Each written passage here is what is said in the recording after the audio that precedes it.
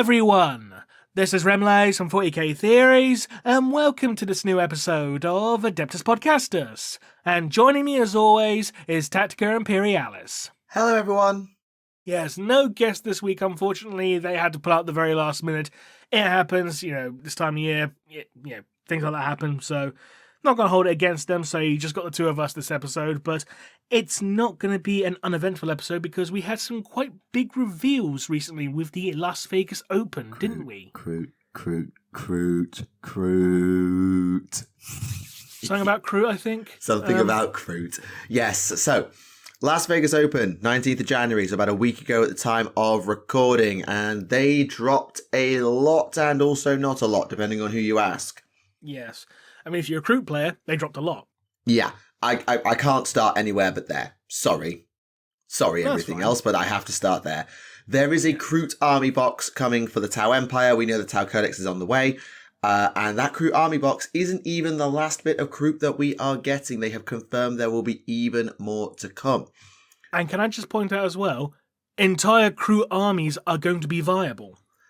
Viable is a strong word. Legal is the word you're looking for, I think. Tomato. But yes, they are Valid. properly... There you go. They're giving them their own detachment all for themselves.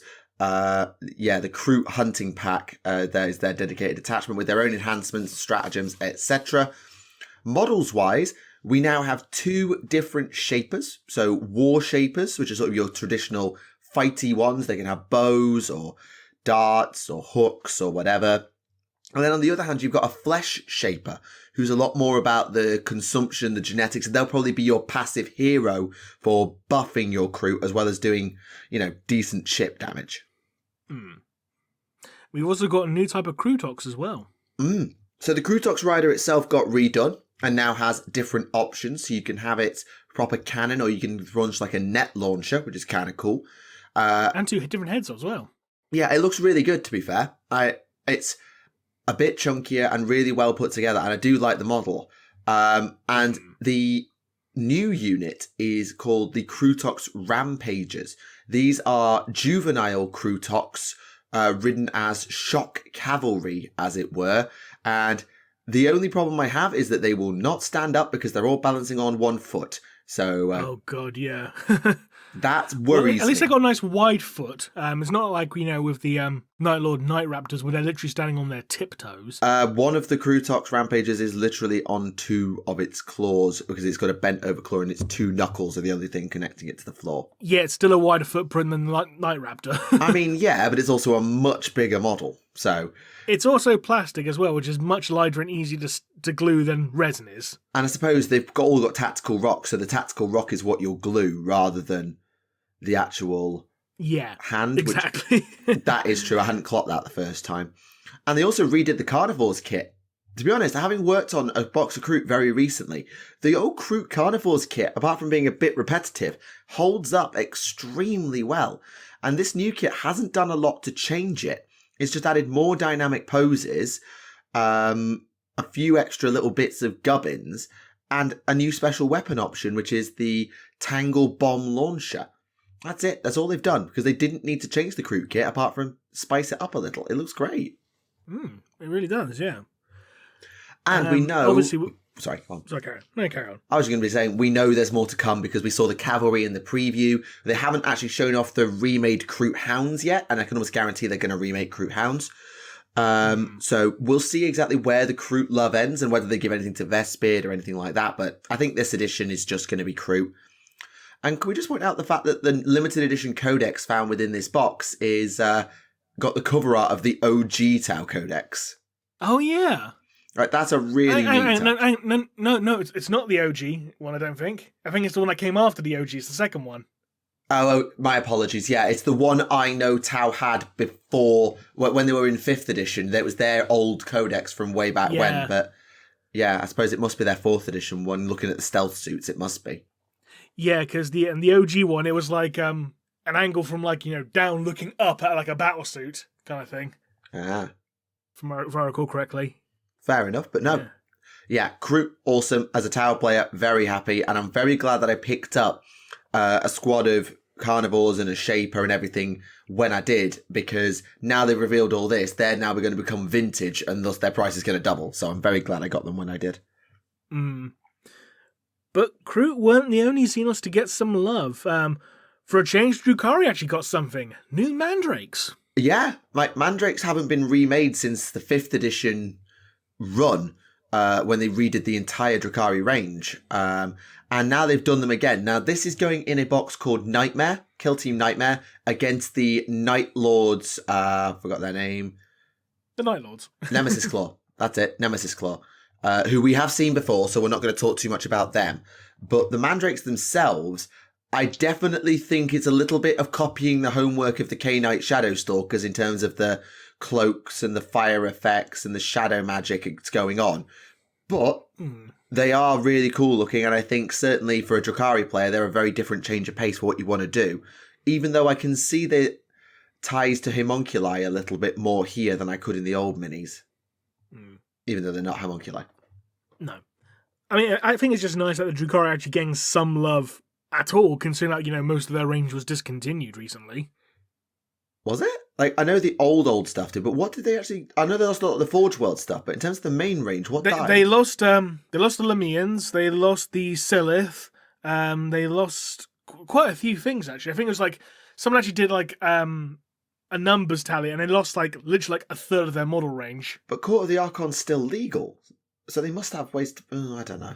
What I imagine is that since they like put all of that stuff on made to order, like literally last chance to order, rather, I imagine they're going to get some new models down the line when the new codex comes out. I hope so, because those models were cool, and the Court of the Archon is a great concept. But we'll see exactly what they decide to do. I'm still waiting for new warp spiders. I know. As a reminder, they turn 30 in 2 months' time. We know. I know, that's why I said as a reminder. But yes, either way, good for Drukhari. However, Age of Sigmar had a very different day. Now, there's no real main focus here. Dawnbringers Book 5 was revealed, and in it was a new Daughters of Cain character, a priestess of Morai Heg, the crone goddess, if you didn't really follow. Her name is Crethusa. And she looks really different and really kind of weird, but also very cool. Ironic for a daughter of Cain to be a worshipper of Morai Heg. Well, that's the idea, in that she never really got behind the godness of Morathi. Like, Morai Heg as a thing was always something Morathi talked about, one before she became a god. She always used to talk about Morai Heg as a thing, but you weren't really going to be like a full-on servant of her, but she was the crone, seer, all of those things. So you're allowed to follow that as a concept. The change is that, she was obsessed and thought she heard voices in her head and all of that stuff. Fortunately for her, when Morathi got godhood, a sliver of Morai Heg's power got out, which meant that Crethusa has been given wings, prescience, all the things that the seer goddess and the crone goddess should have. She's not Morai Heg reincarnated by any means, but she is called the crone seer, who can see the future and things yet to come.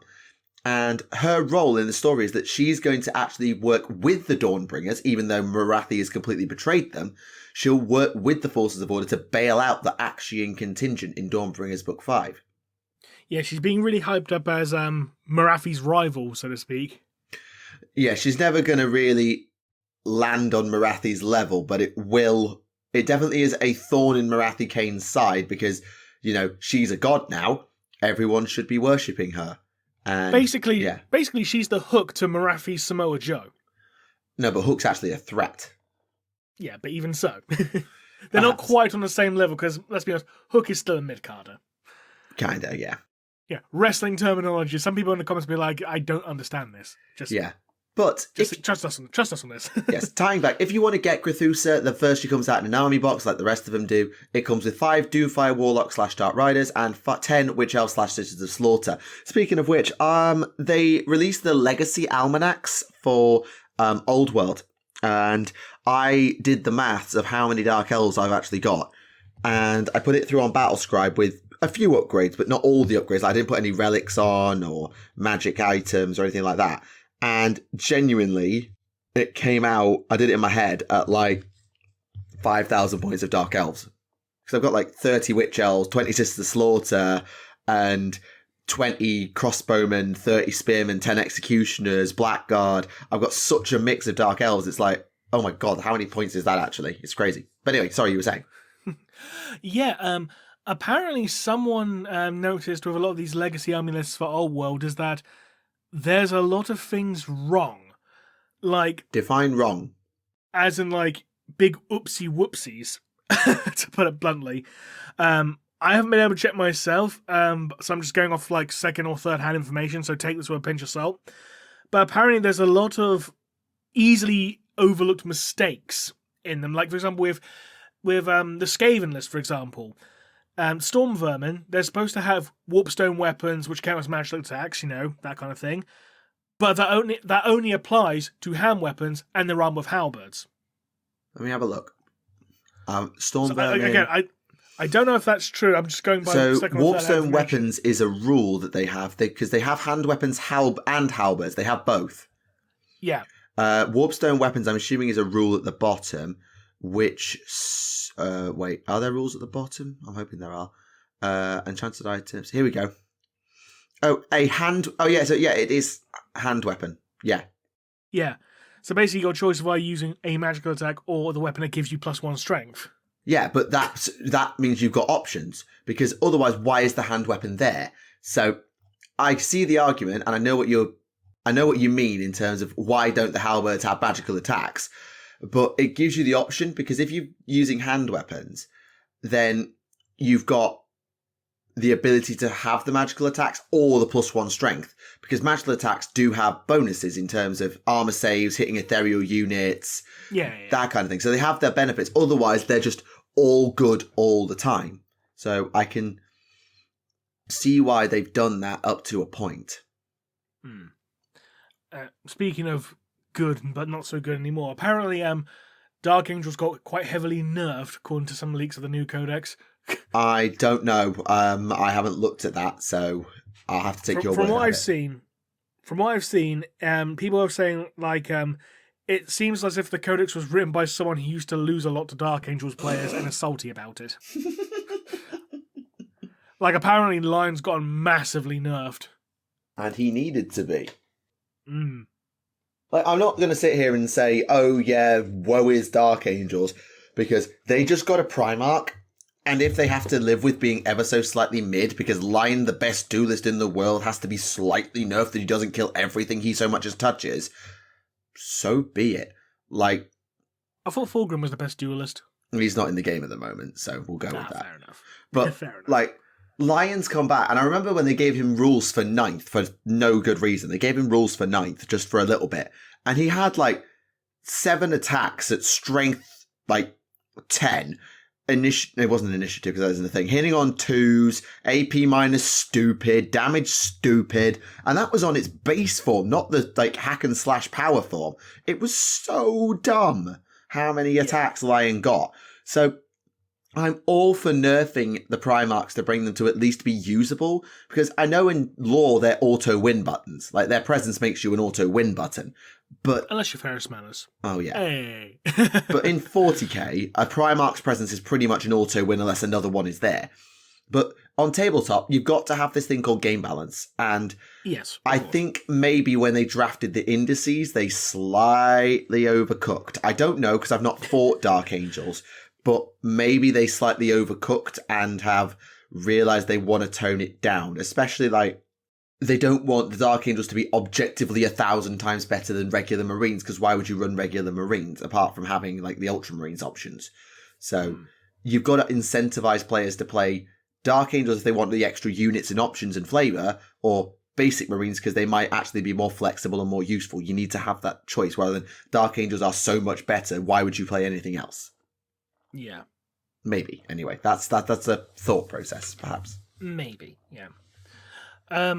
Also, going back to Old World briefly, they did tease the the return of the Orc and Goblin army lists, which also include like the troll. They dropped the entire army list and army box and new releases in one video.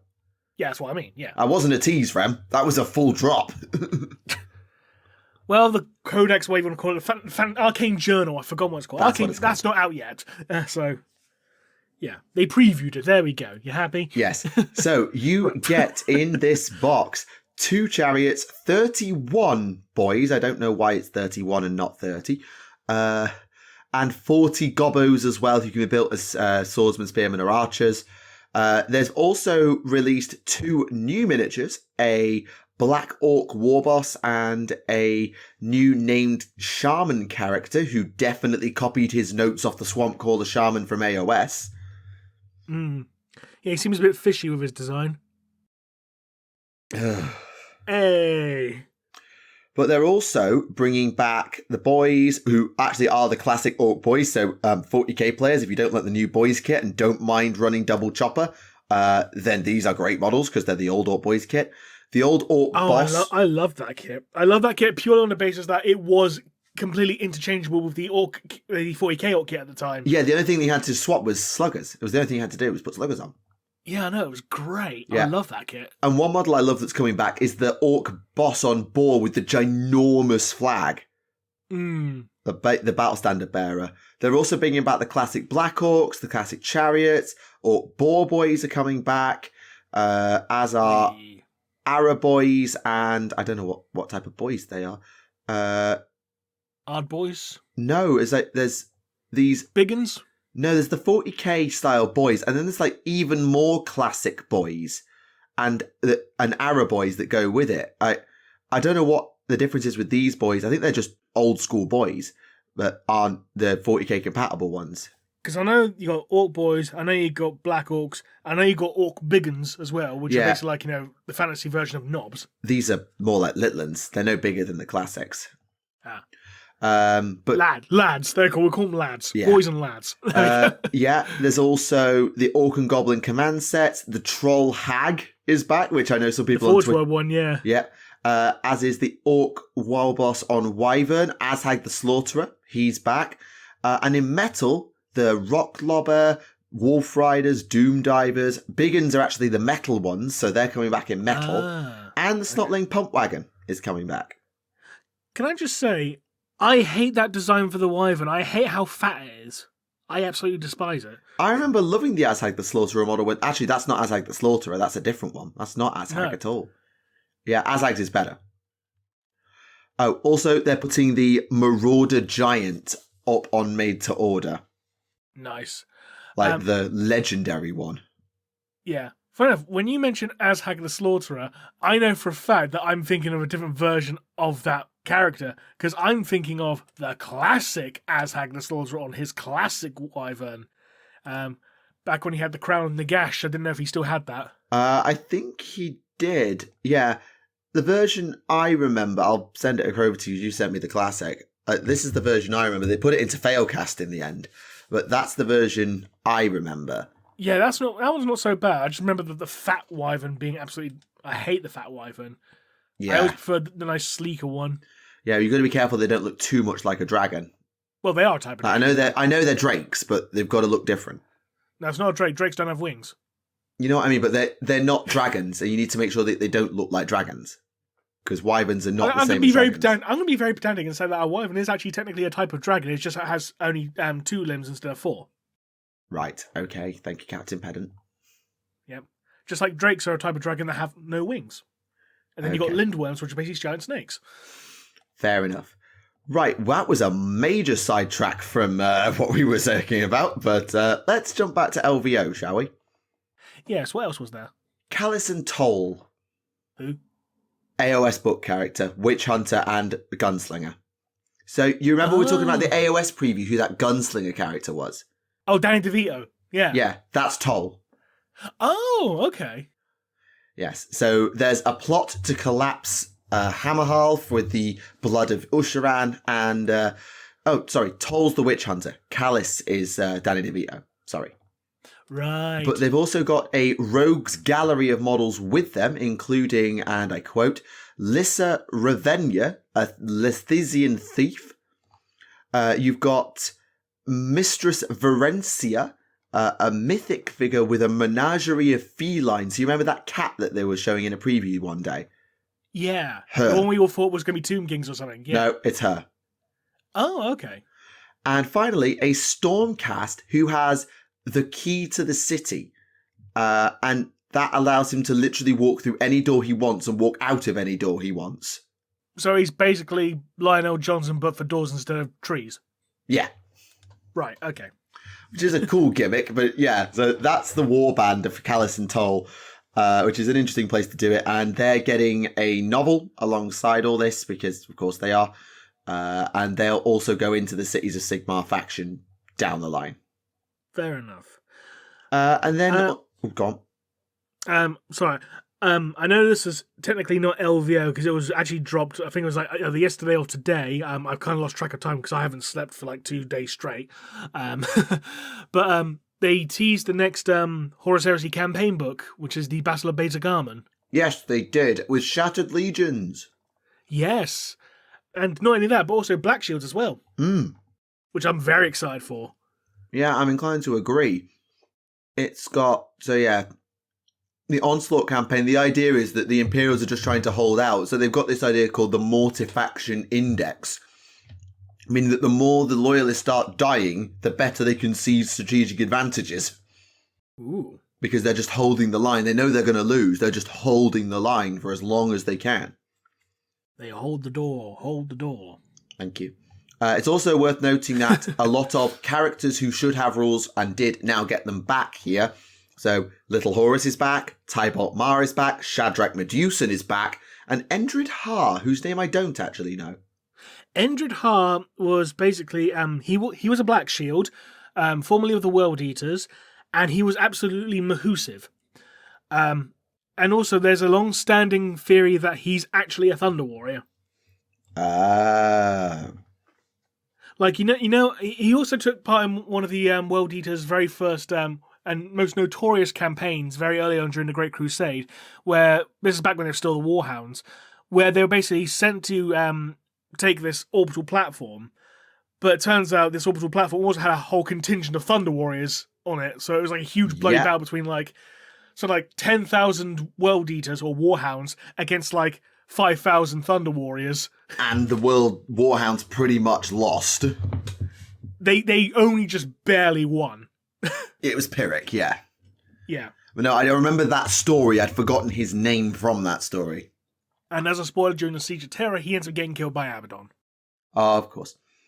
Which is quite funny as well, because Abaddon kills him, and then Endred Har just falls on top of him. Squish. And then he gets trapped, and like Gareth's about to kill him, and he's like, no, teleport. Yeah. Plot convenience. Yes. Mind you, if you want a little bit of something different in your life, might I draw your attention back to Warhammer Underworlds? Because, we've got ourselves a romantic love story, except actually, no, it's necromancy. Why am I reminded of that one scene from... Was it from the new Baldur's Gate game? It was like, he's not a monster, he's my husband. And there's like a zombie going, ugh. Well, in this case, it's a werewolf type thing, but yes. So we've got a... I mean, each to their own. So, yes, Zondara Rivenheart was in love with a man who got turned into a beast, and she's been trying to cure him, and on the way she's had to help herself, and she's studied necromancy and all of this crap.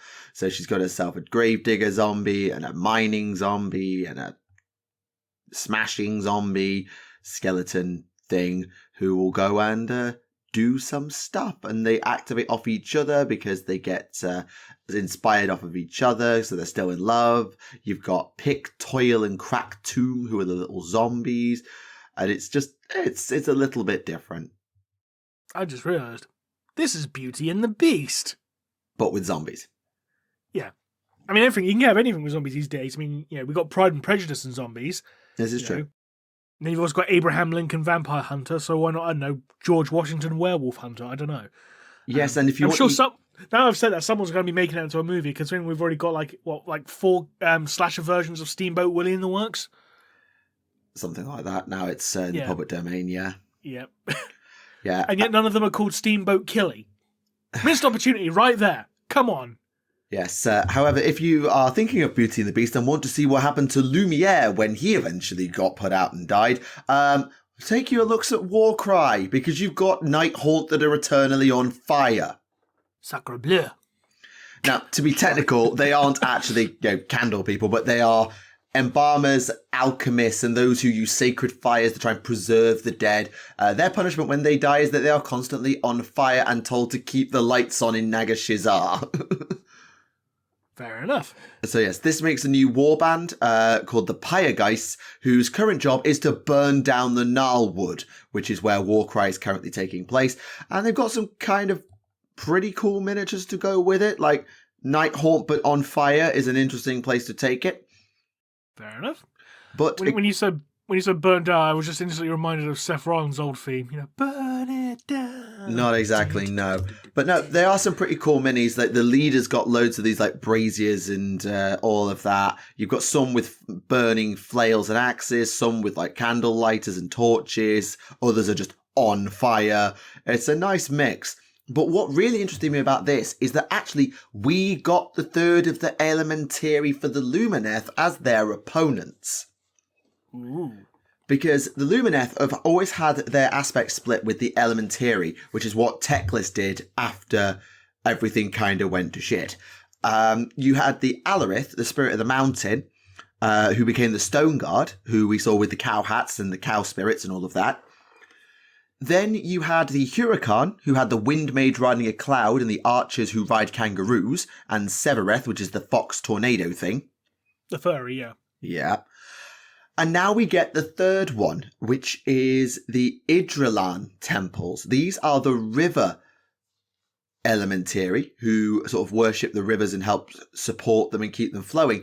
And they've actually got some interesting models to go along with it. They are not my favourite Lumineth by any means, particularly the ones without a mask look really, really janky. But the ones with a mask look really cool. You've got one with like a one-handed trident. You've got one with a couple with throwing spears. You've got long glaives and really elegant sweeping weapons, which kind of fits with the river. So I like what these models are trying to do, and I think it's a cool concept. I don't think that they should have taken the face masks off them, though, because they look so much better with the mask on versus off. Yeah, I agree. And the extra armor as well, because the basic ones look so like... it's like, you look at them next to the armored ones, you're like, did you just forget your armor this morning? Like, what happened there? And it's daft. So I do think that they look a lot better with the masks and the armor plates, but cool to see that. And hopefully when the Lumineth get their next wave of support, whenever that may be, whether that's with Tyrion or whatever, these guys will come along and we'll get to see the Spirit of the River as well, which could be a really cool, like, water dragon type thing. So we'll see. And speaking of things that live in rivers, frogs, because the idol of the old ones, which is just a big Slan statue, which kind of vindicates me in regards to my decision of basically using Slan pictures to represent the old ones. This is an idol of the old ones, and it's just a Slan. So, Close enough. Vindication. Close enough. Vindication. Happy Remleiz is happy. I'm never happy. Well, maybe this will cheer you up. The Solar Auxilia have come out of Epic and into the Horus Heresy properly, meaning you can actually run them in Heresy again. And can I just say, I called the Sentinel. Yeah, fair. Yep. So, yes, this battle group box contains 20 guardsmen, las rifle sections, which is really nice, a line command section, aka a command squad, a Dracosan tank, which comes with different weapons, the Aethon Heavy Sentinel, as Remleiz discussed, and finally a Leman Russ, which is armed with either a battle cannon, vanquisher cannon, las cannon, or auto cannon, depending on your mood. There's also very pretty models. Yeah, there's also a bunch of extra stuff in plastic. So the Velatari Storm section, so they're the proper elite ones with the Volkites, they're coming into plastic. There's more Russ options, which has got the Demolisher Cannon, or, and I quote, Volkite Macro Saker with 8 shots, or the Executioner Plasma Cannon, which is still a classic to this day. The Malkador tank is coming into plastic, which has a bazillion weapon options. But it is worth noting that you cannot use these in 40k. They cannot be used in Guard. If you want to use the models in Guard, you can, but you have to use the modern rules. They will not get rules for 40k. Which makes sense. But speaking of tanks, Games Workshop kind of accidentally leaked something in one of the new Loremaster episodes. What? They accidentally leaked a new Shadow Sword. Oh yeah, that does look different to the classic Shadow Sword. Yeah, that was in their new Loremasters episode on Warhammer Plus. And I don't think that was meant to be shown. Whoops. So, whoops. But in fairness, from what we see of the Shadow Sword, it looks very, very nice. Oh, I agree. It looks really cool. That proper extra armor plating around the volcano cannon. It looks really good. But unfortunately, we now need to talk about the biggest whoops. The elephant in the room. Yeah. And we're not talking about Chaos Mammoths. Sadly not. No. Ending of Death Part 3. That was a complete and utter fucking debacle. Because, yeah, when it went on sale initially, it was scalp to fuck. Like, scalpers were actually running bots to, like, get multiple copies before it even went on sale. Don't ask me how. I don't know how it works. I'm not a computer programmer. But like, you actually had scalpers actually bragging about it and showing how many copies, like, you know, your order's been placed, emails and stuff like that. Which understandably pissed the fan base off to no end. Yeah, it was like sold out before it went on sale. Yeah. But to Games Workshop's credit, when they found out about, you know, these particular scalpers bragging about how many copies they acquired, they cancelled those orders and said, right, we're going to make these go back on sale again on this day, at this time, and the scalpers got hold of them again. Yeah, like, I think what they did is all the scalper orders were reduced to one copy. Like, I think they wanted it to be a simple, you get one, which is standard practice, really, for these big limited releases. It should be you get one. And I think that, you know, if a scalper wants to get one and then sell it on a markup, then that's just capitalism. I don't approve of the tactic, but it is just capitalism. Yeah. But the problem is that somehow, despite Games Workshop taking extra preparations, like anti-bot systems and one per Captures order, all of that, they still failed to stop the scalpers from getting a hold of all of it again. It was ridiculous because they had it go on sale at 4 o'clock GMT, the second batch. And literally, like, you know, in the queue, it's like, right, waiting time is more than an hour. And literally, like 30 seconds later, the queue is paused. And then, like, 2 hours later, queue is still paused. Oh, all copies were sold out. How can you sell when the queue's paused? Because literally everyone was saying the queue was paused. Like, I looked on Twitter, there's so many people saying, oh, was the queue paused for anyone else? Kind of thing. Mm. And it's like, I mean, like, you can give them like a very wonky star with like a you tried kind of thing, but the problem is, though, is like this has been going on for far too long. And this is Games Workshop's first attempt at trying to stop it properly. I think the reason why this is the first time they tried to stop it properly is because this particular time it was exceptionally egregious. To the point, like, the majority of copies went to scalpers in this case, rather than just, like, say, half the copies. It was, like, pretty much all the copies at this point, which is... But that's, like, say, that's acceptable that we're going to gouge the price of half our product, is that, and we're going to let that one go. Oh, for anyone wondering, if anyone does see scalpers selling products on eBay before they've actually been dispatched into people's hands, you can actually report them for price gouging on eBay so they can get the listings removed. There you go, top tip. Which I think actually a lot of people did actually do as well in this case, because it was so egregious this time around. I think the community, obviously, it's not our job to fix Games Workshop's fucking problems. I'm not saying it is. It's not our problem.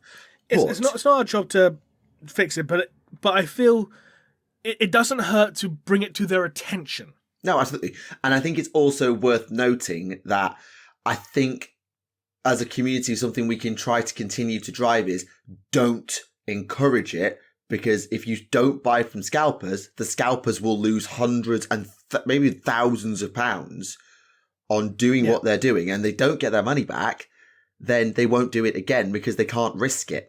And I know it's difficult because people like yourself, Remleiz, you need that book for obviously the podcast, for your videos and all those things. I know you need that book, but I mean, in this particular case, I have no issue just getting the ebook version. You know, because I am not forking out upwards of 300 quid on a book that's been scalped. Fuck that. No, absolutely. But that's what I mean. I will say this. I have paid a markup on books in the past, but these are books that have been long since out of print. I mean, like by like years. No. I mean, because like I've bought like just to like fill it, you know, my my Primark novel collection, because at one point like two of the only books I was missing were the Gilliman and Russ books, and I had to basically pay up to it's like 80 quid, you know, for a book that was normally 40. So it's like it's not as bad.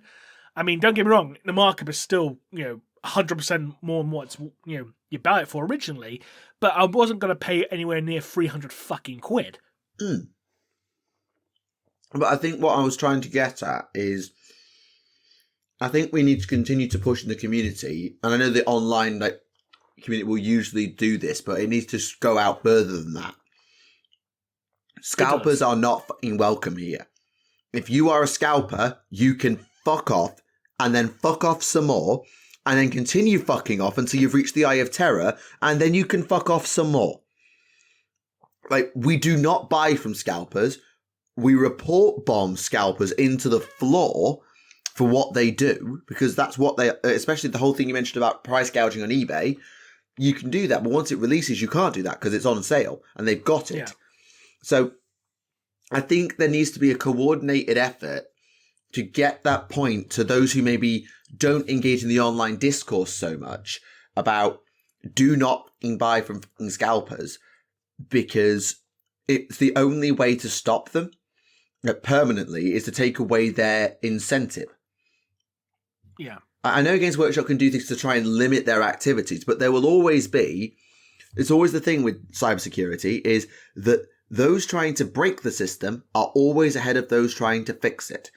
Meaning that no matter what GW does, it will only be a temporary fix. And these scalpers, someone will be one step ahead. Yeah. And I don't say Games Workshop should just give up. They really need to keep pushing this and tighten it up, because they made it work with things like Leviathan and Indomitus. They've got it down for the box sets, sort of. So why haven't they got it right for the books after all this time? I don't know. No. And they need to continue to drive that. But we as a community need to just make it very, very clear to everyone we know, even outside our circles. Right? Whenever we go to events or we go to our local store and we're just chatting about stuff with people we don't normally run across, make it explicitly clear. If you see this, you report them, and you do not engage with them. You do not buy from them, because it's the only way you're going to kill their business is to starve them out. Mm. I don't know. I know that's putting maybe a bit too much onus on us, but... Fair enough. This leads me to something that I actually saw Leaky Cheese suggest on Twitter as a way to combat this. Instead of just having, like, you know, a limited edition run, you know, for, like, you know, these Siege of Terror novels or what have you, have, like, a made-to-order run if you just want the fancy versions of the books without the author's signature. That way you can have the limited editions that are signed and have basically the same thing, just without the signature, but made to order. That way, like, you know, you don't have to worry about, you know, having any gaps in your collection because you just get it made to order. And that way Games Workshop also gauges, like, right, this is how many copies we need to have on hand, kind of thing. I see the argument. I mean, it's not perfect, but yeah, it's probably better than what I have now. Yeah, because what it would do is it doesn't disincentivize the scalpers from doing what they do. But it means that those who are genuine collectors or genuinely really want to read it don't have to go through a scalper. The challenge is that those limited copies, whether it's author signed or came in a box set or has a unique cover, whatever, will always be collector's items and will always fetch a high price. And scalpers will take advantage of that until Games Workshop sorts their shit out. But I agree with your proposal and Leaky's proposal that would make a massive difference in that people would say, okay, I'll wait an extra week, but I haven't lost all my money or given it to some random scalper asshole on the internet. Exactly. I mean, what would you rather do? Like, pay 50 quid and wait up to about, 3 months for it to be made to order, or pay 350 quid to have it in 2 weeks? Yeah. I think the only challenge is you've got to avoid the spoilers for 3 months, but I mean, that's fine. Yeah. Yeah, that's fine. I mean, if you're that desperate, you can always get, the ebook version and have, the deluxe edition sitting on your shelf later. Yeah, absolutely. And to be honest, I understand why Games Workshop do the run they do with the limited editions, but they should just release the ebook alongside it. Because at the moment, part of the reason the scalpers have such a leg up is that the only way to read that story is to buy it off a scalper. Yeah. Well, in this case, it wasn't, because the limited edition was released at the same time as the standard edition and the ebook version. Oh, was it? I missed that. Yeah. Oh, okay. Fun enough, it was already available in Canada. Like, the spoilers for the novel were already out because they're already available in Canada. Oh, so because remember what happened with Warhawk? That came out in Australia a good 3 months before it did anywhere else. That does ring a bell, actually. Now you say it, which was weird. It's like, the fuck? But yeah, apparently Canada got about a week early. I see. Well, that's something. But yeah, the scalper problem needs to be fixed, and it's going to take a coordinated effort. Games Workshop needs to sort out their shit. And we as a community, I think, need to continue to push and fight against this by... I don't like using terms like review bombing, because that makes it sound like cancelling someone, but it's a scalper. And if you are a scalper and you are listening to this, then you are not welcome here. Do one and stop price gouging our community, because we pay enough for this fucking hobby as it is. We don't need you lot scuffing off another 200 quid off the top. Do one. I'm just happy I have a book that I know for a fact can never be scalped, because that was the copy of Horus Rising done in the Siege of Terror style, which you could only get at Warhammer World, in person. So it's like, nah, good luck fucking scalping that. Yeah. It's one per person, no, fuck you. Yeah, it can't be scalped. It can be sold on as a collector's item, but it certainly can't be scalped. Oh, yeah, definitely. I mean, and I think we should reiterate, we don't mind people selling things on later as a collector's item. It's the people who buy 50 fucking copies in one go and then sell them at a 600% markup. That's what we have an issue with. Yeah, absolutely. I have no issue with, okay, I've read the book, I'm all right with it, I'll sell it on, and because it's now, there's none of these limited editions available, I'll slap an extra 10 quid, 20 quid, even 30 quid on top if I want, because I've no use for it, I may as well make a profit and turn it round. That's fine. That's just, as I said earlier, that's just capitalism, whether you like it or not. But this is a completely different thing. Imagine, to put it in a more real world term, because I know I'll have some of my pupils listening probably, and they'll be confused a little bit as to a little bit of what's going on. Imagine you went into your favourite shop because they were releasing a new, I want to say toy, but I think we're a bit maturer than that. New iPhone, great example. New iPhone in the Apple shop. But by the time you get there, you queue up, you do the midnight queuing, and you go for the midnight release. And by the time you get to the door, they're all gone because, but just round the corner, there's a bloke with 500 of them in a case, and he's selling them for $3,000. That's what scalpers are doing. And you wouldn't accept that for tech. You wouldn't accept that for most things. And yet they seem to think it's acceptable to do it with books. And it's particularly books. The models, they don't do it that much anymore because there's very few limited runs of things in the model range. When there are. But there are very few limited edition models in terms of these models will never be seen again if you don't buy it now, apart from the made-to-order stuff. And you wouldn't accept it with that. So why is it acceptable here? It's just... It really grinds my gears, and we need to as I just said, we just need to continue to make sure that this just stops. There are various things in the hobby that people feel quite tribally about, whether it's, whether the Emperor is a chaos god, or whether the Tower is secretly evil, or whether whatever. You could pick your argument, whether it's whatever. But I think we can all agree price gouging people to turn a profit when you've just bought up the entire stockpile using a bot is low, scummy behavior and is not acceptable. Because if you did that with most other things, you know, it's not criminal. It's not criminal in the law, but it's dodgy. It's very dodgy. So would not recommend. Do not encourage and do not engage. Anyway, I've had my rant about that. I'm going to move on. So, there's one other bit of news this week, which I think is more Remleiz your speed than mine, because it's Necromunda. In particular, it's House Delaque. You see, House Delaque have got a new, an operative? Named character? Bounty Hunter, that's the word I'm looking for, who is part of a group called the Psychoterica. And, that makes no sense in lore to me, but it's borderline psychic. It gives them the ability to, be super stealthy, unable to talk, or don't need to talk. And this bounty hunter's like a psyker who can transcend the physical plane. It's like, mate, you're just basically a shadow wizard at this point. So, it's a cool model, though. It's definitely taken a lot of from... It kind of looks like a tech priest to me, this guy. I don't know what you think, Ram, but to me, he looks more like a tech priest, this bounty hunter, than anything else. But no, he's Delaque. I'll tell you what it reminds me of.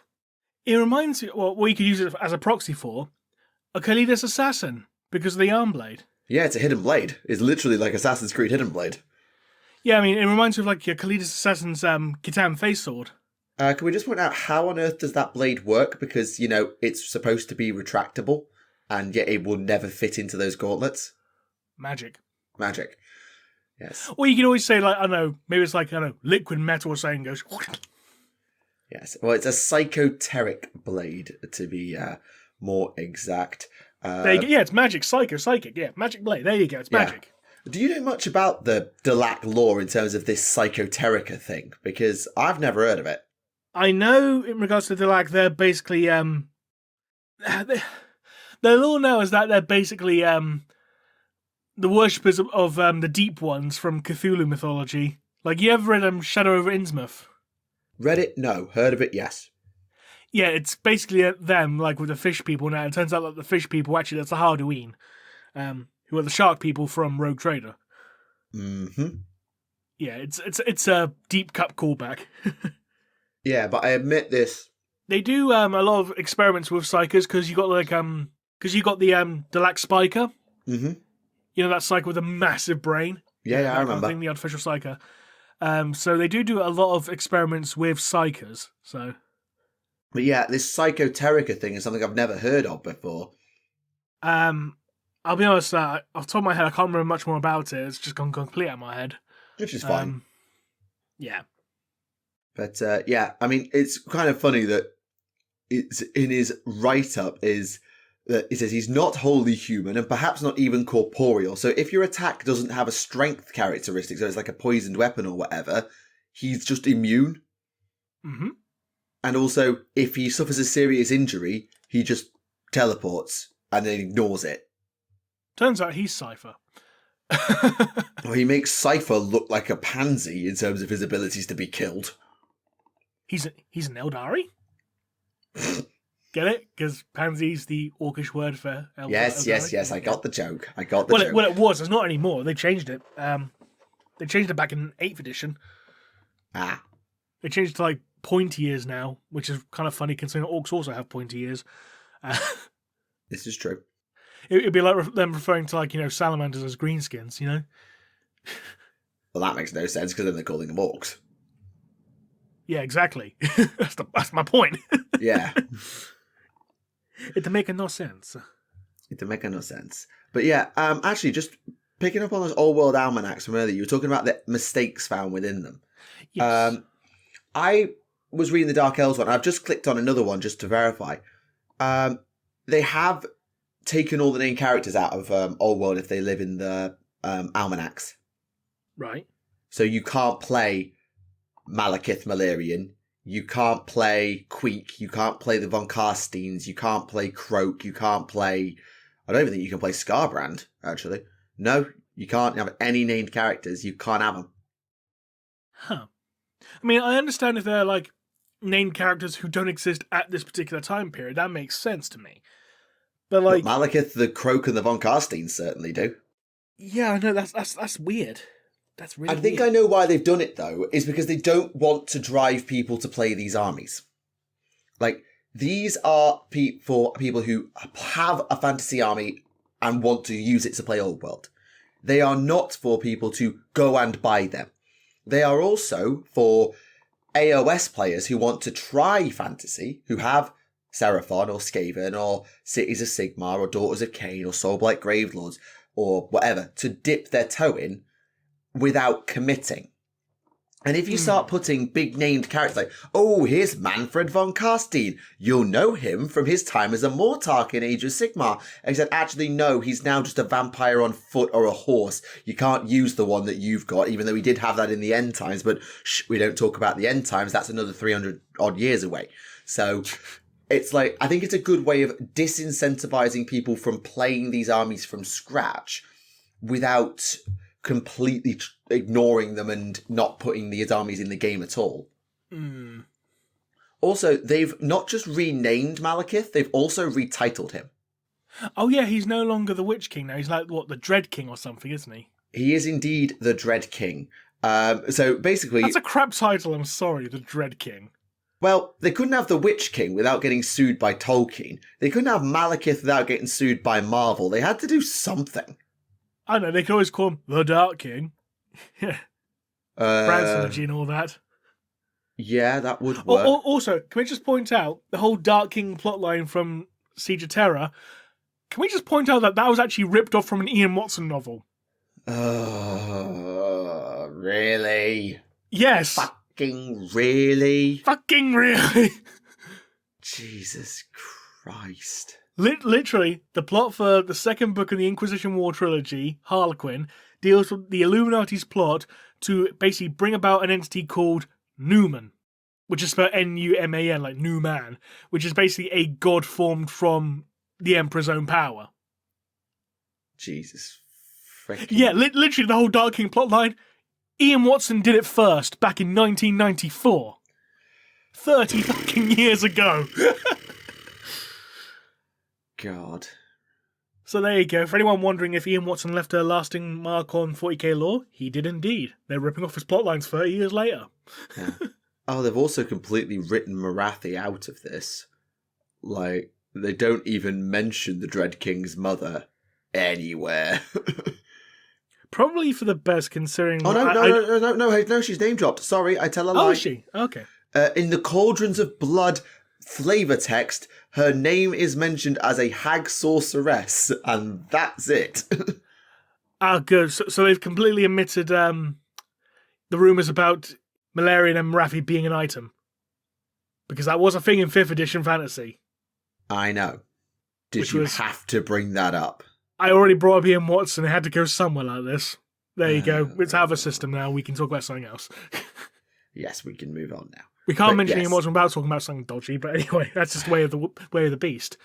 But yeah, it's just interesting that I know why they've done it, and I can justify it as I've described. But it is interesting that they have made that call, how they've done it, because it means you can't put a Slan on a Stegodon anymore and make Mazdamundi, and I'm sad. But anyway, oh well.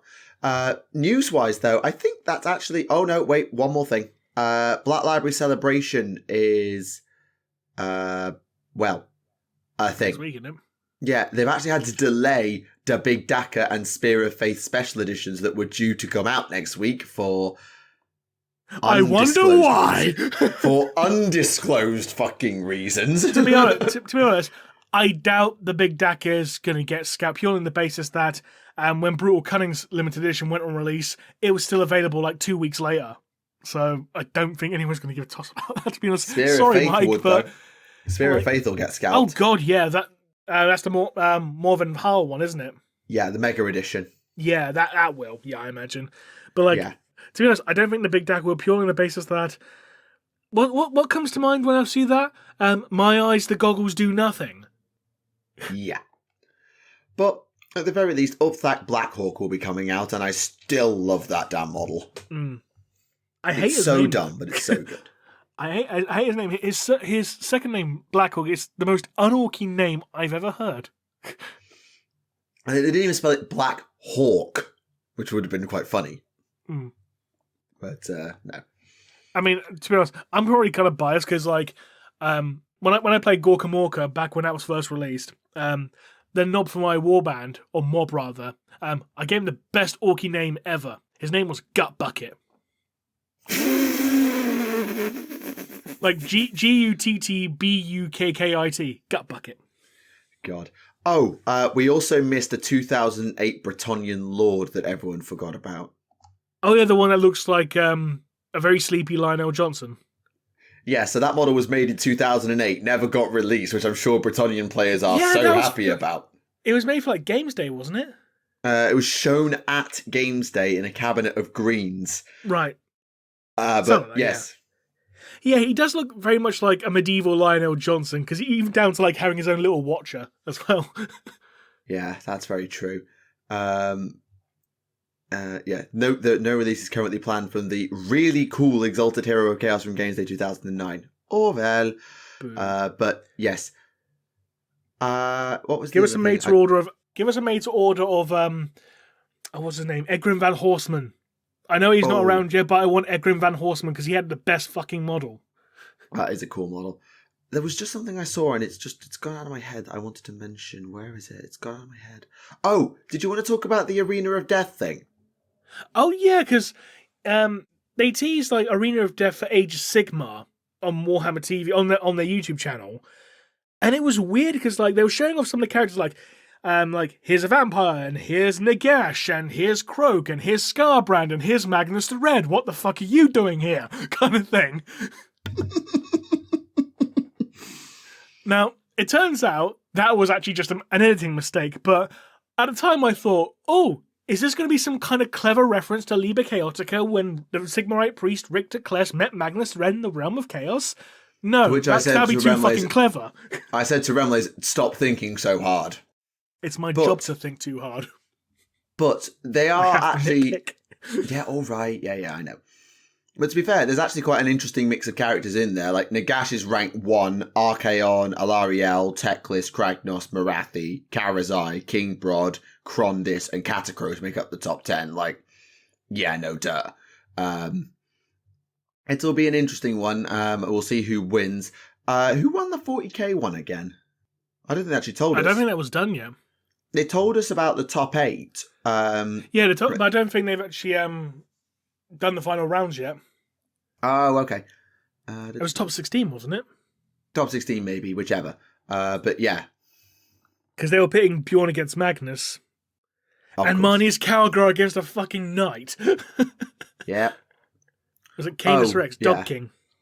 Speaking of the Dark Angels, since you mentioned them earlier, we got a little look at their Crusade rules as well. So the Hunt for the Fallen is still a thing. Like that is, we knew it probably was, but we've got confirmation they're still doing the Hunt for the Fallen. God forbid the Dark Angels move forward with any plot line.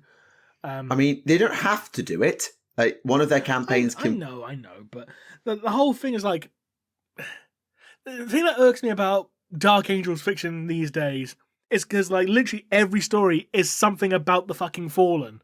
I think the only one that wasn't about the Fallen. No, that was about the Fallen as well. I was going to say the other one. No, actually, that was about the Fallen as well. Because like War of Secrets, that was about the Fallen, despite the fact that the Tower were the main characters in that one. Yep. Yeah, I think the Unforgiven trilogy was like that was about the Fallen, despite the fact the Death Guard were a major thing. Pandorax, that was technically about the Fallen because it was Fallen from the Consecrators chapter this time around, just not the OG Fallen. It's like, grr. Like, can we have the Dark Angels do something else other than hunt for the goddamn Fallen? Yeah, and here's the funny thing. Actually, there is one story that wasn't primarily about the Fallen, and that was Eye of Ezekiel. But we don't talk about Eye of Ezekiel. No, that book's actually all right. Eye of Ezekiel. That was all right. Because it was Dark Angels versus Orcs. It was like, okay. And the only thing that gets mentioned about the Fallen is that some tech priest finds out about the existence of Fallen and says, like, hey, I know about the Fallen. And then some Dark Angel literally just pushes him into a pool full of molten lead. It's like, there you go, problem solved. Yeah, also, the Crusade honors you can take are hilarious. Oh? Because you can make your captain, or if you take a Terminator captain as your, like, warlord over your Crusade, they can just become Master of the Deathwing. Yeah, fuck you, Belial. Or you can have the Master of the Raven Wing. Or you can have the Inner Circle Grand Master as an honor. If you complete... So, genuinely, I shit you not, what you have to do is complete 5 of the Crusade campaigns with 5 or more characters promoted to the Inner Circle as part of this, won 10 or more battles on Crusade, and it captured at least 2 Fallen. You can become the Inner Circle of the Grandmaster of the Inner Circle, not the Inner Circle of the Grandmaster. So basically, in another case, fuck you, Azrael, fuck you, Belial, fuck you, Samael. Yeah, read this flavor text is so fucking cringe. Like, I'm just going to read it to you verbatim. It's Dark Angel, of course it's cringe. If any truth of the Unforgiven remains hidden from you, it is only by the will of the Lion himself. The burden you bear is terrible indeed, yet it is matched by the power you wield, the insight you possess, and the peerless honor roll of your many victories. You are a trusted champion of the Primarch, a bane of the fallen, a mighty lord amongst the unforgiven, and all wise foes shall tremble at your name. Fucking hell, who wrote that piece of fanfiction? I have no idea. Like, that's proper fanfiction shit. Like, sorry, but that's just fanfiction. Like, you get to take your favourite Captain Johnny on campaign and then just become Captain of the Deathwing and then become the leader of the fucking Inner Circle, second only to the Lion. And it's like, no. Can you get promoted to Primarch? Sadly not, but Jesus Christ, that's funny. Yeah. it definitely sounds very NetherRealm Studios at this point. It's very fanfiction-y. I can't disagree.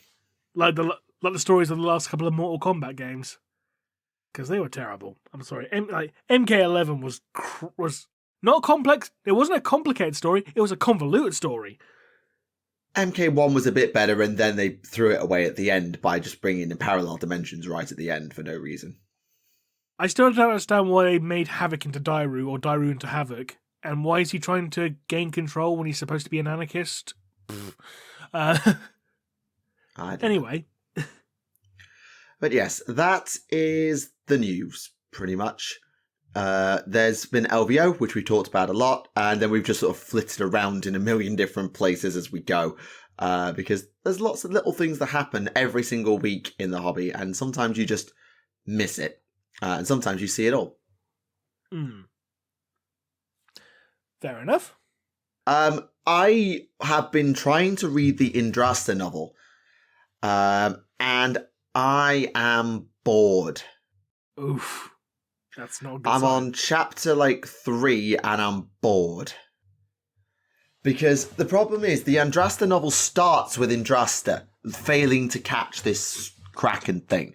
And it's like, oh, Indrasta, you've sacrificed loads of our Stormcast fleet on this pointless mission. Why are you doing it? It's like, oh, Indrasta's being edgy and being pushed away from the other Stormcast. This is nice and edgy. And then smash cut to a random farm hunter-gatherer tribe who were attacked by cruel boys, and there hasn't been a single Stormcast since. And I wish I could tell you I was interested, like when I read God Eater's Son, but the whole premise of God Eater's Son is what happens when. This is just like, oh, we've set up an Indrasta plotline in the prologue, and now we're just talking about some random jabronis who've been attacked by cruel boys and poisoned, and now it's like, okay, where's this going? How does this link? Like, I know we're in the same realm, I know we're probably dealing with the same Kraken in the long run, but I'm bored. Because it's been 4 weeks since I last talked about a book, because we had Sotek on last episode and we rambled on, but I've read 3 chapters and I cannot find the will to pick it up again. I'm bored. Who wrote this one? Was it David Annandale? Let me have a look. Thanks, Apple Books. I know you. Come on, load. Oh, what? Why is my Apple Books just completely changed? Lost stack just there for a second. What the hell was that? I don't know. Oh, it's Noah Van... I always pronounce this wrong. Nguyen. Win. Van Wyn. Thank you. So, yeah, it's his. And I'm sure it's very good. I'm sure it's going to go somewhere, and I'm probably going to slug it out. It's just a very, very slow first act kind of thing. I'm at 12% read, according to my Apple Books, and I genuinely do not know if I'm going to pick it back up again, if I'm just going to read The Fall of Cadia, or I'm just going to read the next Warhammer crime novel. Oh, speaking of Fall of Cadia, because I talked about it when Kirith was on last. This is the episode you had to miss. Yeah. I'm not going to go into spoilers. I'm just going to talk about a couple of the actual characters. They're in a dramatis personae, so I can talk about this. I still find it weird that two of the main supporting characters are Space Marine lieutenants at a time when the lieutenant rank did not exist. And one of them was a lieutenant in a chapter that still doesn't make use of lieutenants. Oh. Because one of the main characters is a Raven Guard lieutenant, or main supporting characters, rather. Again, this poor lieutenant rank was reintroduced following the return of Guilliman.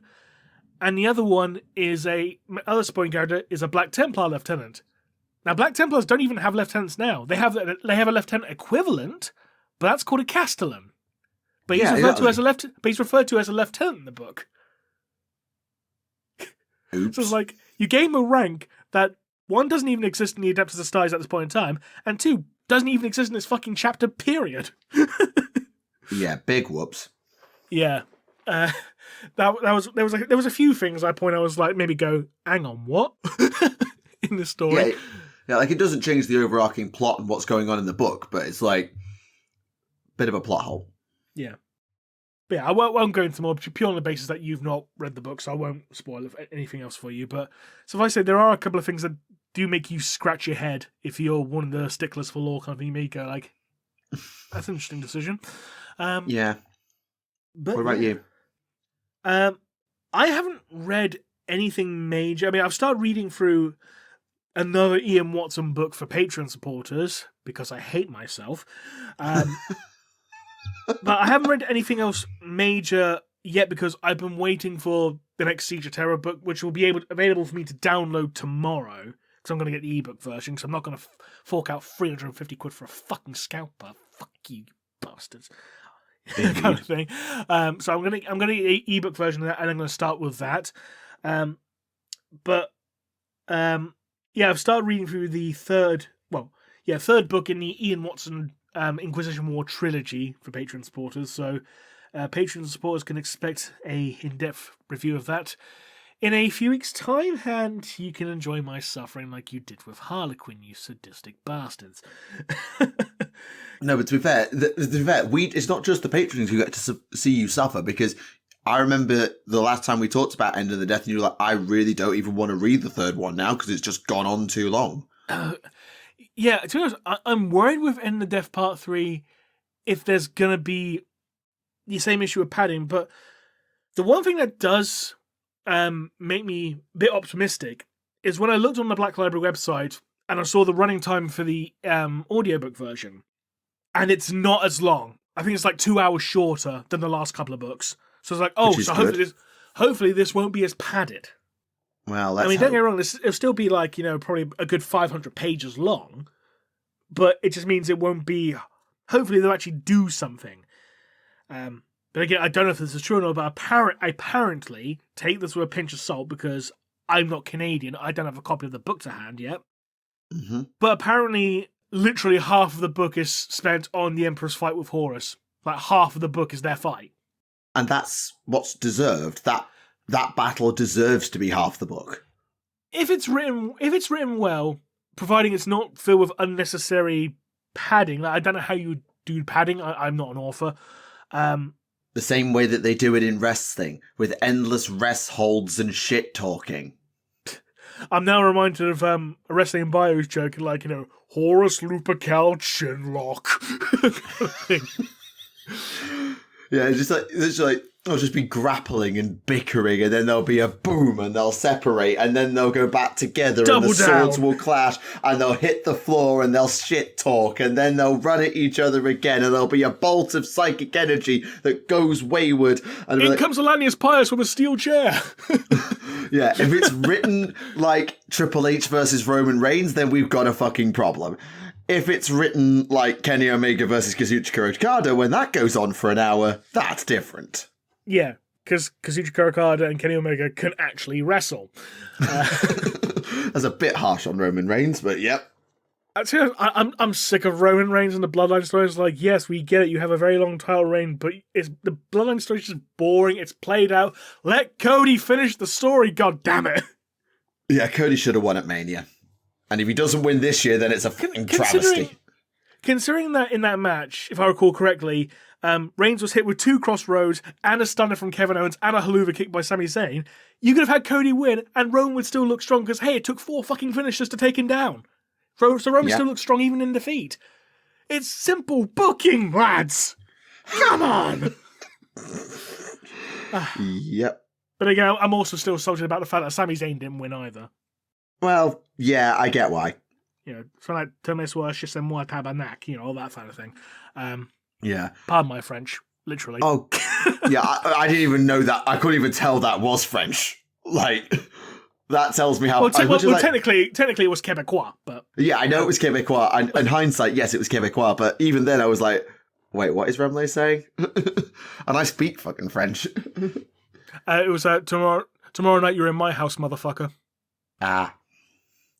Adamantui chez moi. Yeah, there we go. But yeah, fair enough. Yeah, I don't know. Also, it's Rumble tomorrow. Call it. Oh yeah, it's like weird's on a Saturday. I don't know. Punk. It's probably going to be CM Punk.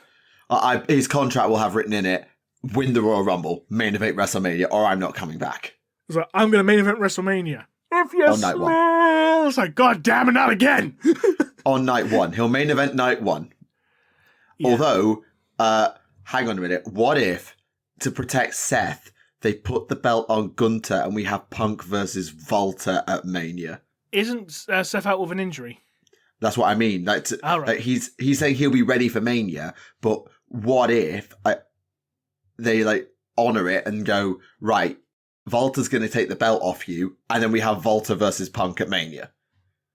I don't know. Is that a good match or not? Actually, it's a Walter match. No Walter match is bad. Exactly.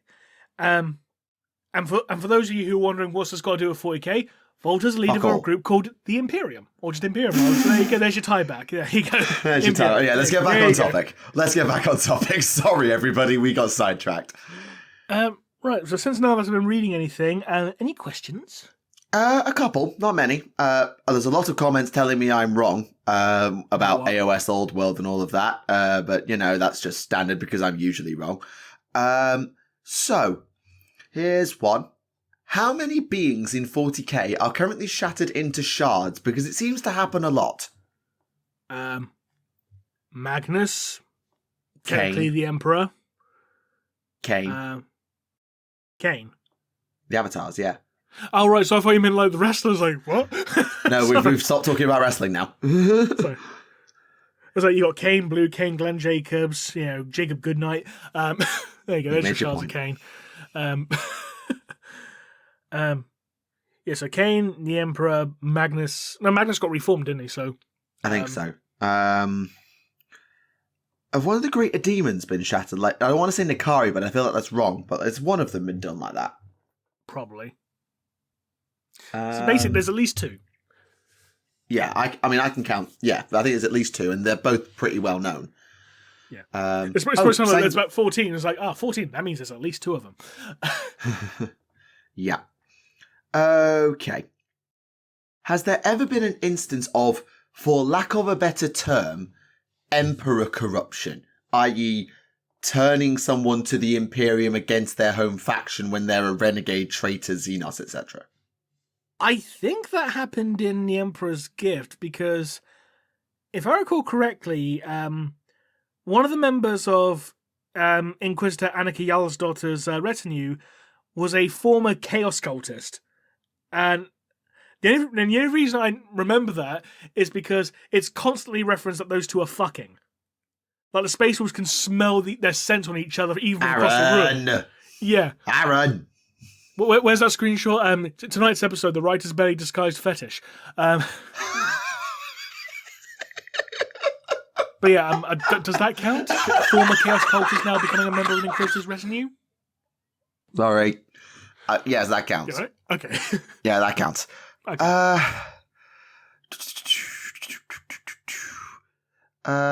There's one of those. I want to make sure I haven't missed any. Yeah, there's one more, which is a kind of bit of... Actually, I'll change it to a different one. There was another one I saw that doesn't have a question on. What advice... You would probably know more, and I wish Arena were here because I could ask her too. What advice would you give for beginner homebrewers? So, for example, to overcome the fear of getting the lore wrong.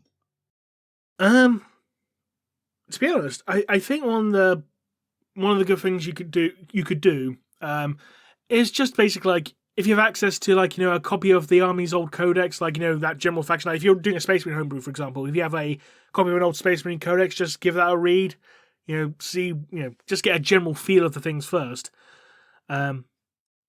So that way you don't do things like, I don't know. Oh yeah, all my Space Marines are, you know, wielding las guns, kind of thing. You know, we're not on first edition anymore.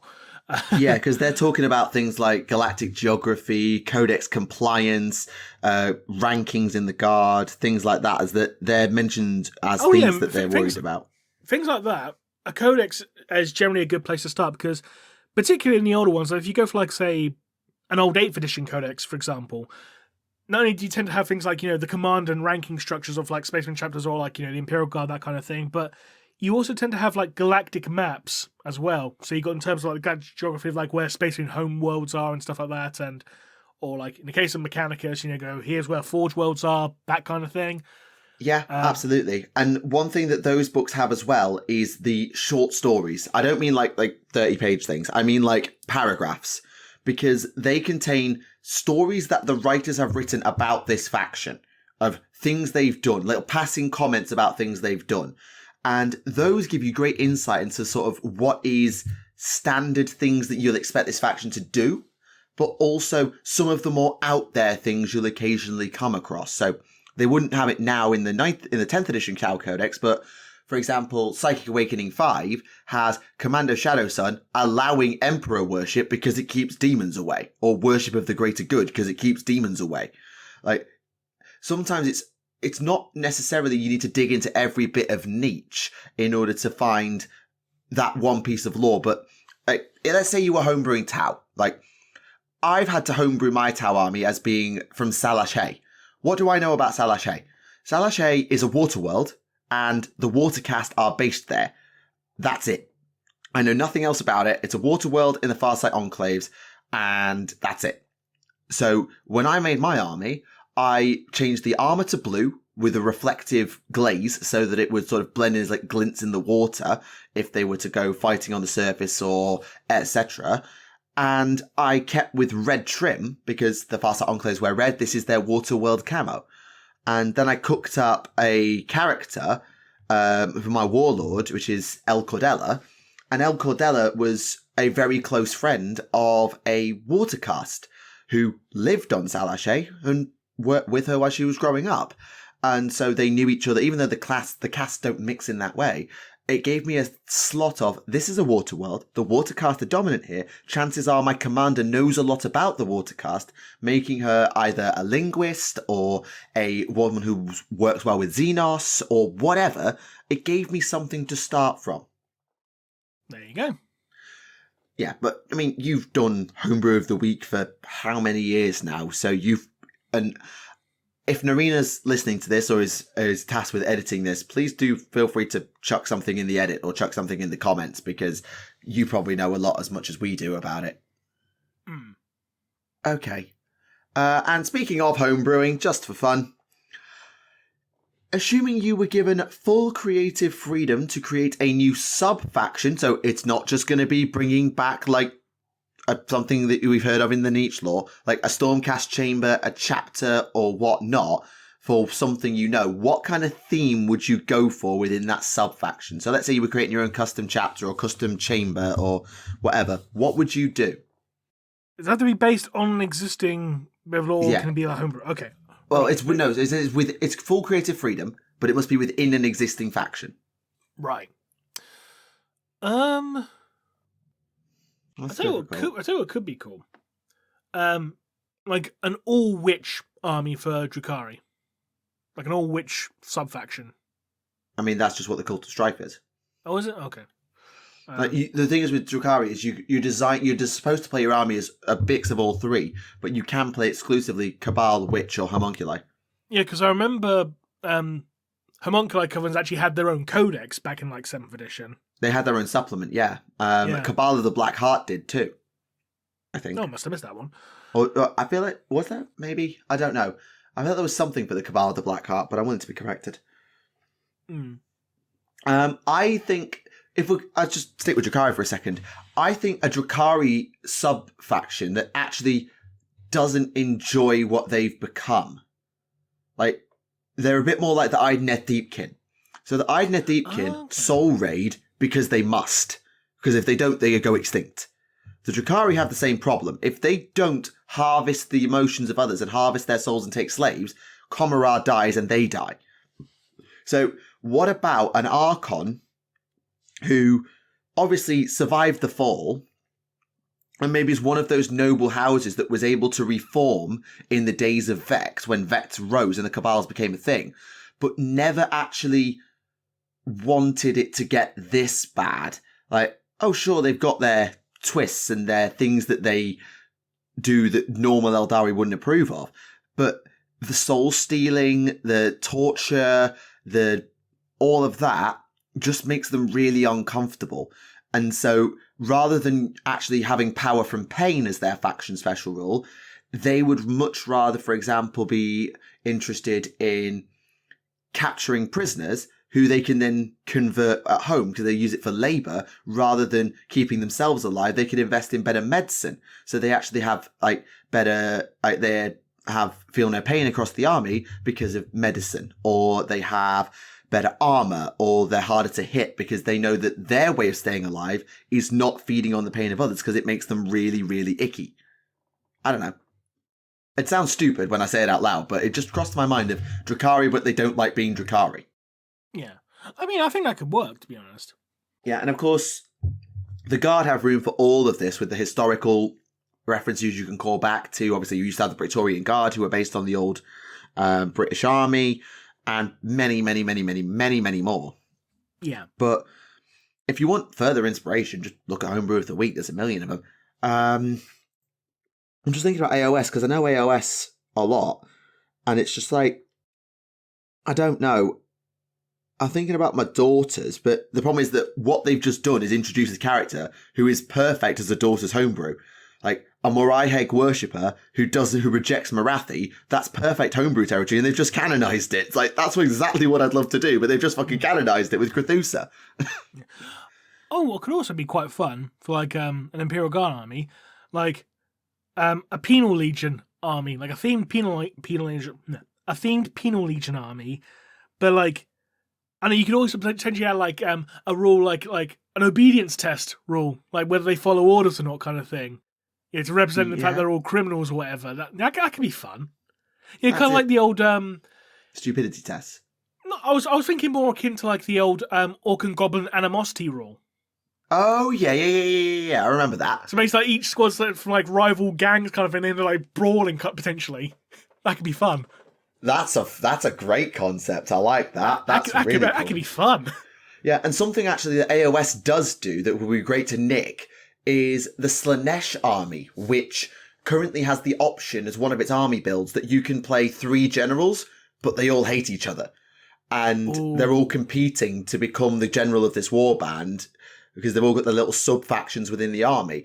Doing that with Chaos and having the Dark Gods playing off against each other could be a great way to change Chaos Demons around a bit, because the Warp Storm rules, I can't say I've studied them too closely, but Chaos Cults and Chaos Marines would allow you to run a more hybrid Chaos Undivided army with different marks. But if you take different marks, then you automatically maybe can't have synergy with a nearby unit, or you actively debuff nearby units because you're not aligned to the same god, or whatever, or the presence of a Khorne unit causes Tzeentch units to suffer psychic test penalties, or whatever. I don't know, just a thought. It could work. Any other questions? Looking at it, I don't see one. No, I don't see one at all. No, it isn't. Just lots of people saying about, how GW messed up Old World, and like someone telling me that I interrupt everybody too much, which maybe I do. Sorry for having opinions and occasionally not being able to talk at the right time because we can't see each other. I think what people need to take into account as well, because it's a Discord phone call, sometimes there is lag, so sometimes you're thinking there's an opportunity to speak and the other person's talking at the same time, but you don't realise because of delays in the call. Yeah, and you also really want to avoid dead air. Yeah, exactly. Yeah, you can have maybe 2 seconds of dead air, like I've just done it there, but 2 to 3 seconds of dead air is about as much as you can get away with, and you really don't want to leave it hanging. So sometimes you'll just come in when you think the conversation might be about to die out, so you come in.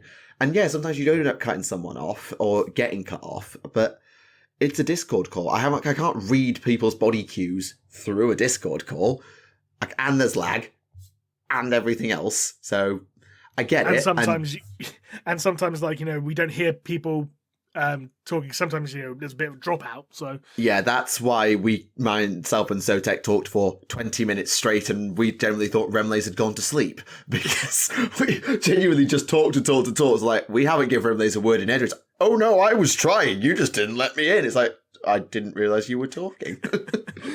So sorry. That's fine. And on that note, ladies and gentlemen, we should call it there for this episode. We apologise for it being a slightly shorter episode than usual, but hopefully for the next episode, it'll be back to the more normal pace because one of us will actually finish reading something. Fingers crossed. But yeah, thank you very much to it. Thank you very much to everyone who tuned in for this episode. We hope you enjoyed it. And until next time, this has been Remleiz from 40k Theories. And this has been Neve from Tactica Imperialis. And one last time, fuck scalpers. Fuck scalpers indeed. We'll see you again next time. Bye-bye.